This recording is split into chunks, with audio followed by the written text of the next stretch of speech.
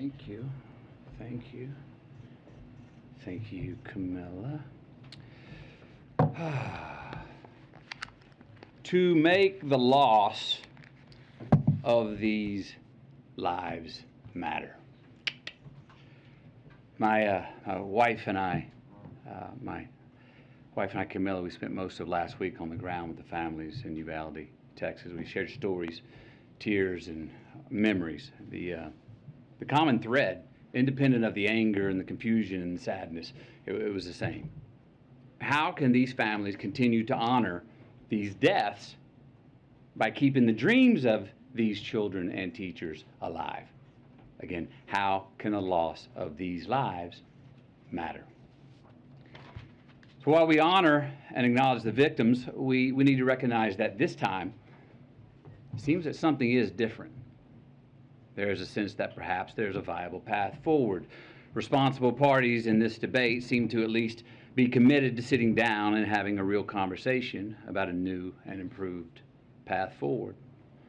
A path that can bring us closer together and make us safer as a country. A path that can actually get something done this time.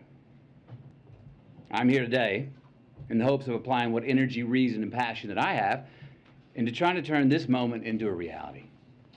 Because as I said, this moment is different. We are in a window of opportunity right now that we have not been in before. A window where it seems like real change can happen. Uvalde, Texas is where I was born. It's where my mom taught kindergarten less than a mile from Robb Elementary. Uvalde is where I learned to master a Daisy BB gun.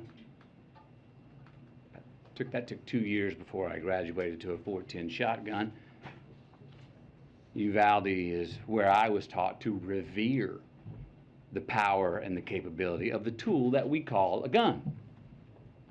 Uvalde is where I learned responsible gun ownership. Now, Uvalde called me on May 24th when I learned the news of this devastating tragedy. I had been out of cellular range, working in the studio all day when I emerged, and messages about a mass shooting in the town I was born in began flooding my inbox. In a bit of shock, I drove home, hugged my children a bit tighter and longer than the night before, and then the reality of what had happened that day in the town I was born in set in. So the next morning, Camilla, myself, the kids, we loaded up the truck and we drove to Uvalde. And when we arrived a few hours later, I got to tell you, even from the inside of our vehicle, you could feel the shock in the town. You could feel the pain.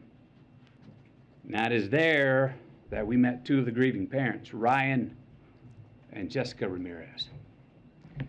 Their 10-year-old daughter, Alethea. She was one of the 19 children that were killed the day before. We also met Anna and Danilo, the mom and the stepdad of 9-year-old Maite Rodriguez.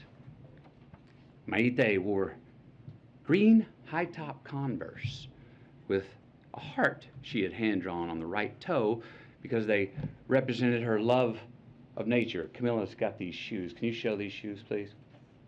Wore these every day. Green Converse with a heart on the right toe. These are the same green Converse on her feet that turned out to be the only clear evidence that could identify her after the shooting. How about that? But again, you know what every one of these parents wanted, what they asked us for? What every parent separately expressed in their own way to Camilla and me? That they want their children's dreams to live on. That they want their children's dreams to continue to accomplish something after they are gone. They want to make their loss of life matter. Look, we heard from so many people, right? Families of the deceased, mothers, fathers, sisters, brothers, Texas Rangers, hunters, Border Patrol, and responsible gun owners who won't give up their Second Amendment right to bear arms. And you know what they all said? We want secure and safe schools, and we want gun laws that won't make it so easy for the bad guys to get these damn guns. We need background checks. We need to raise the minimum age to purchase an AR-15 rifle to 21. We need a waiting period for those rifles. We need red flag laws and consequences for those who abuse them. And look, as divided as our country is, this gun responsibility issue is one that we agree on more than we don't. It really is. Thank you. Thank you. When you spoke to the president, did he say anything about this? Are the changes Were you that are being grandstanding just discussed now, enough sir? for you? Maite wore green high-top Converse with a heart she had hand-drawn on the right toe because they represented her love of nature. Camilla's got these shoes. Can you show these shoes, please? Wore these every day. Green Converse with a heart on the right toe.